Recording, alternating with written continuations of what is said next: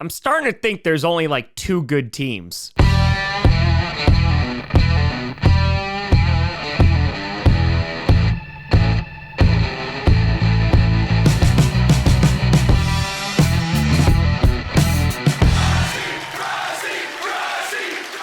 Grossi Posse Packer Nation. Welcome to an episode of Packcast, the podcast where you don't have to be Packers fan, but it sure does help. I'm your host, Tom. As long as the Packers are one of them, I don't care. Grossi, and today we are going to be ranking and breaking down the top 10 teams heading into week 9 of this NFL season. And that's right, folks, we are near the halfway mark of this NFL season, which is pretty damn crazy. And things are starting to become a little bit more clear here. Teams are starting to emerge as contenders. Other teams are starting to fall away, if you will, and I think that's being a little bit nice. But heading into this week, I think you're going to start to see who is really the cream of the crop of the NFL. You have a big matchup between the Detroit Lions and the Green Bay Packers, of course. Hopefully Jordan Love will play for that game so we could get an accurate kind of litmus test to see where they're going to be at. But before we even get to the top 10, I got some honorable mentions this week. I gotta give a shout out to the Denver Broncos. And listen, I know the Broncos lost a couple weeks ago against the Chargers, and I know it was just against the Panthers, but that defense has been pretty damn good all season. On top of that, Bo Nix had his best game yet, dicing up the Panthers defense, which again, he should be doing, and it is just the Panthers, but the Broncos deserve some credit here because if they can keep that momentum, I know they beat a bad Saints team and a bad Panthers team back-to-back. If they can keep that momentum going into November, who knows? They could find themselves in a wild card spot. We're going to have to see how they play against some stiffer competition, but that's why they get an honorable mention. On top of that, I got to give an honorable mention to the Arizona Cardinals. Back-to-back game-winning field goals. Not only did they beat the Chargers last week, but this week, knocking off the returning Tua and the Miami Dolphins. Marvin Harrison Jr. had himself a great game, and on top of that, Kyler Murray has been doing pretty damn well this season. That defense, especially that secondary, definitely has some flaws, and they're not a total package yet, but the Cardinals were my underdog team to potentially make the wild card round. I think it's still going to be tough, but right now, they are number 1 in their division. So who knows? Maybe things go their way. We'll be seeing if the Cardinals are going to be getting in the top 10 sometime soon. And finally, I got to shout out the Atlanta Falcons because they had a win over the Tampa Bay Buccaneers, sweeping the Buccaneers. And yes, there's some controversy with that second Kyle Pitts touchdown, but the Falcons are getting some big divisional wins here. And so that heading into November is going to be huge. Right now, the Saints aren't doing well. The Buccaneers are banged up, and the Panthers, they're the Panthers. So the Falcons are going to be favored to win the NFC South as of right now. And I'm curious to see how that pass rush is going to look in November, see if it gets any better. I don't know if it's going to be honest, but the Falcons deserve at least an honorable mention. And so, starting off with number 10, you're still on here. You got the purple incarnation of Satan. You got the Minnesota Vikings, and a rough week for the Vikings. The Vikings, they went from first in the division to third in the span of just 1 week. Tulio, look on the positive side. These things can't get... Excuse me, were you going to say worse? And let's be honest here, because their loss against the Lions, I didn't drop them too far down in the power rankings because the Lions are a damn good football team. They're really high this week. But then on Thursday Night Football, their defense is really not looking as impressive as it was at the start of the season, losing to the LA Rams and a returning Puka Nacua and Cooper Kupp. And again, I think the Rams could be a good team when they're healthy, don't get me wrong, so I'm not really marking them down for that. But 2 losses in a row is a problem. But more importantly, they lost Darisaw on that offensive line, and that is a huge blow for this offensive unit. Yes, Sam Darnold, I think, is still going to be pretty solid. They still have a good run game. We'll see when they get TJ Hawkinson back. And of course, they have Addison and Justin Jefferson. But like I said, that combination of the defense not looking so great, Jordan Love threw for almost 400 yards on them a few weeks ago, and now having back-to-back losses within the NFC and one within their own division, and losing one of their best offensive linemen, it is not a good indicator for the Vikings. The good thing is that their schedule isn't too tough for the rest of the season. They're going to have some big divisional matchups, of course, against the Packers again and the Lions, and they'll be playing the Bears as well. But as of right now, the Vikings remain in the top 10 at number 10. But yeah, it was a rough week. Number 9, welcome back to the power rankings, the Philadelphia Eagles. The Eagles knocking off the Cincinnati Bengals this past Sunday. And what a turnaround for the Eagles, especially for their fan base. Nick Sirianni was on the hot seat. Everybody wanted him fired, and it was, things are going to get blown up. And then look what's happened. Their defense has been really good these past few weeks. And that offense, it's starting to come together. And that team's starting to believe that they could do anything. I can fly, okay? I can fly. But Jalen Hurts having 3 rushing touchdowns on Sunday. And again, this is not rocket science. And the fan base knows it. The Eagles are really good when they run the football. They have Saquon Barkley for a reason. They have Jalen Hurts for a reason. With A.J. Brown and Devontae Smith back into that lineup, that offense is starting to find its rhythm and its groove. Going up against the Bengals, who have been a bit lopsided this season, especially on the defensive side of the ball, it's still an impressive win on the road. Like I said, their defense has been looking really good. Their additions to the secondary during the draft with Mitchell and Cooper DeJean, that has been a revelation for the Eagles because they desperately needed secondary help last year. And considering the division that they're in with really only the Commanders to worry about at the moment, the Eagles are in good position heading into November. And so because of that, they find themselves at the number 9 position, and let's just see how high they can fly. Number 8, you got the Pittsburgh Steelers. Russell Wilson is 2-0 as the Steelers starter. You are a winner.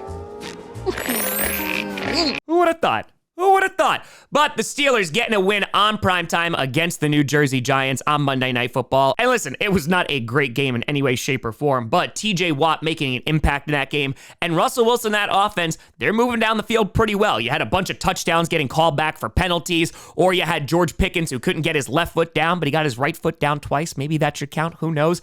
But the Steelers' defense is, of course, really, really good. And that offense under Russell Wilson seems to be doing pretty damn well over these past 2 weeks. Again, the quality of their opponent is not so great. That's why the Steelers didn't really move up in the power rankings this week, but it's still a win against the Giants, who were able to almost come back there, but their defense saved the day with another game-sealing interception. And so because of that, I got to give the Steelers credit. They're still rocking in the AFC North, and with the Ravens showing a bit of weakness, who knows? Maybe the Steelers could be the one to not only win their division, but Steelers go to Super Bowl? Number 7, and this is a big drop for them, but good. Maybe it'll put a fire in their belly. You got the Baltimore Ravens. If I watch this Ravens defense let down Lamar Jackson again, I am going to lose my mind. Kyle Hamilton dropped another interception for a second straight week. Why you doing this to me, fellas? I cut your nails, wash you, put gloves on you when you're cold. Hey, Hanen, you ever catch anything? And the defense did no favors for Lamar Jackson, who did the very best he could against the Cleveland Browns. But Jameis Winston slicing and dicing up that Ravens defense, and that really is the problem with the Ravens right now. If there's any weak point on that team, it is that secondary, it is that defense. And that's really, really disappointing because the Ravens defense is usually really damn good. But even the Buccaneers' quick start that they had a couple of weeks ago, that was a little concerning. And then the Ravens were like, okay, let's kind of bring this back down to earth. But then the Buccaneers started coming back again. And I'll say this, I'm not overly concerned for the Ravens here, but this is the kind of stuff that they can't get away with in the playoffs. However, it's only week 8, so they have plenty of time to try and rectify that. And to be honest with you, I think just about every single team on this list has some kind of flaw. This is the Ravens. So I don't think it's doom and gloom for Baltimore right now, but it is a bit concerning. On top of that, they lost a divisional matchup against a Browns offense that has not been good, but Jameis Winston was not only able to lead them to victory, but score 3 touchdowns on this Ravens defense, and that is concerning. It was also announced that the Ravens traded for wide receiver Deontay Johnson to help them in the offense, and maybe they'll just score more points and they won't even need a defense. So we'll see how things continue heading into November, but the Ravens are going to drop from 2 to 7, and if you want to climb higher, get better on defense. Number 6, you got the Washington Commanders, because at this point, why not? The Commanders having a stunning victory over the Chicago Bears. And that Hail Mary is hopefully the first of many legendary moments that Jaden Daniels is going to be able to look back on. A story that will be told for 1,000 years. And before we get to the Hail Mary, let's talk about that game, because that game was brutal. It was awful. However, Jaden Daniels, injured ribs and all, coming into this game, going up against one of the better defenses in the NFL, in the Chicago Bears. And listen, they didn't score a single touchdown until there were zeros on the clock. And their defense did a nice job of containing Caleb Williams, only allowing those 2 late touchdowns, one in the third quarter and one at the very end in the fourth. And I think overall, Washington is in a good position. Similar to the Eagles, the rest of their division with the Cowboys and Giants aren't really doing anything. And this fast start is really great for the Commanders. They do have a tough section of their schedule coming up, and we'll see really how good they're going to play. But the Commanders, they went toe-to-toe with the Ravens, so I think that they could fare pretty well against those teams. On top of that, they can afford to lose a few games because they got off to this fast start. So right now in Washington, everything is looking fantastic. Jaden Daniels is the guy, and what a moment for the rookie QB. And right now, I think he's the favorite for Offensive Rookie of the Year. We'll see how his November is going to be with this tough stretch of schedule. But right now, Wildflower's happy, and the Commanders, they're going to keep on soaring. Number 5, you got the Buffalo Bills. The Bills, the Mafia embarrassed the Seahawks at home. So I'll keep this short and sweet. You're weak, you're out of control, and you become an embarrassment to yourself and everybody else. You would have thought that that was a Bills home game. And it's not just the fan base, which traveled incredibly well. It's the Buffalo Bills beat the crap out of the Seahawks. Keon Coleman having another nice week. That is now back-to-back really great weeks for him. And I think this offense is really starting to come together now. Not only were they able to put up points against the Seattle defense, which has been a bit inconsistent if we want to be nice, but at the same time, they have also been injured. But it's still an impressive win for the Bills in a very tough place to play. And on top of that, that Bills defense did not allow the Seahawks to do anything on offense. So I got to give the Bills credit here. They're making a big jump this week. And looking at that division right now, woof. They're in potentially the best spot to win that division right now. And I know it is only week 9 because the Jets, they suck. The Patriots, they suck, but they just beat the Jets. And the Dolphins, well, December's coming and they're already not doing well. So everything is working out for the Bills right now. It's going to be a matter of how good can this team get before they get to the postseason. They have the Chiefs coming up in a few weeks, which would be a very interesting game, one that I know they definitely want to win. And so right now, Bills, after a big win, you get a lot of credit and you get number 5. Number 4, you got the Houston Texans. And honestly, this is where I start to feel a little bit weary because there are a couple teams here in the top 10 that I'm like, all right, they definitely have some flaws. And for the Strouds, that was a really close game for the Stroud Rider, but they got the win, and that's all that matters. I'll allow it. And unfortunately, it was announced today that Stephon Diggs would miss the rest of the season. So that is a major blow to the Texans, already missing out on Nico Collins. This does not bear well for that Texans offense. And so we'll see if the Texans try to address this by adding another receiver before the trade deadline. However, Joe Mixon having himself another good game. That run game really turned itself around this season with the addition of Joe Mixon and makes that offense a lot more balanced. I do think that there is concern, the Texans coming off a loss against the Green Bay Packers, but also keeping it close with the Colts. That offense is not fully engaged right now. Again, a lot of that I think is going to be because of their lack of receivers right now due to injury. But the Texans are still one of the better teams in the NFL. They're still chilling at number 4, and they got a big matchup against the New Jersey Jets on Thursday night. And if they're able to knock off Aaron Rodgers and the Jets, well, then they'll be as good as the Patriots, which is not a great argument. But Strouds, keep on keeping on. Number 3, I know this is probably a little bit too high,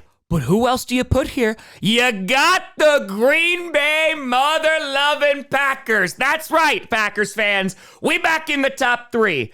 And whew, it came down to the wire for a second straight week. I can't do this anymore. That was pure luck. I was not in control of that situation at all. Brandon McManus hitting another game-winning field goal. Thank God we went out and actually got a kicker. Even though I said this before, Carlson's looking just fine with the San Francisco 49ers. It's fine. I'm not envious at all. But the Packers able to get a win over the Jacksonville Jaguars, and obviously not the prettiest game, but Xavier McKinney getting another interception. And while that pass rush has been really disappointing for the Packers this season, that secondary continues to be pretty darn good. good. On top of that, Evan Williams was out, one of our best safeties right now, which definitely impacted that game. Jair Alexander, he got banged up. Both seem to be okay. And looking at the offensive side of the ball, Jordan Love, of course, with a groin injury, thankfully just strained, and it seems that he is going to be day-to-day with potential to play on Sunday. And while Jordan Love did struggle at times, primarily due to the injury, Malik Willis was able to come in and get the job done once again, connecting with Jaden Reed for a big-time pass, of course, setting them up to win that football game. And Malik Willis or Jordan Love, I think the Packers are in good hands heading into Sunday. It's going to be a really tough game against the Lions, who had a monster of a week on Sunday. And I know that the Packers might be a little bit high here because they definitely have some flaws. We talk about their pass rush, but Josh Jacobs is able to take over a game and get handed the ball 25 times and really kind of keep that rushing attack going. And so if Jordan Love is ready to go on Sunday, I think it's going to be a close game against the Lions. I know that we are definitely looking forward to that bye week so that our injured players can get a bit better, but considering that we avoided long-term injury with some of our star players, that is good news. And so right now, even though they are a flawed team, the Packers are still one of the better teams in the NFL. In my opinion, they are currently at number 3. And let's see after the game with the Lions if they can go even higher. Number 2, you got the Kansas City Chiefs. The Chiefs, they're frickin' undefeated and are still trading to get more players. There's nothing on earth like the feeling of greed. Whether it's pass rushers from the Patriots, whether it's wide receivers for the Titans, the Chiefs just keep on building. And they had a win over the Vegas Raiders on Sunday. Andy Reid now tied for the most successful coach at Allegiant Stadium, which is embarrassing, Raiders. And you know it. Listen, they already won a Super Bowl there. You know how bad it is.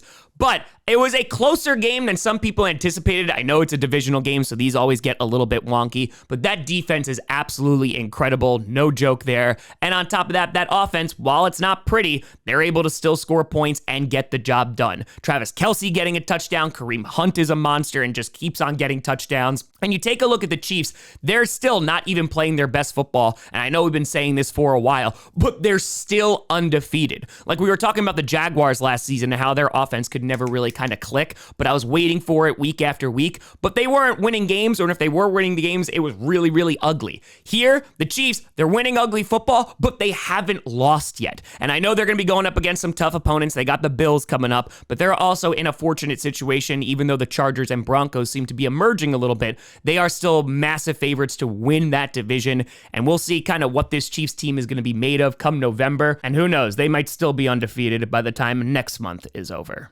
And finally, number 1, a new number 1 team, and you just can't deny it. You got the Detroit Lions, and that Lions offense just keeps on feasting. Pick up order.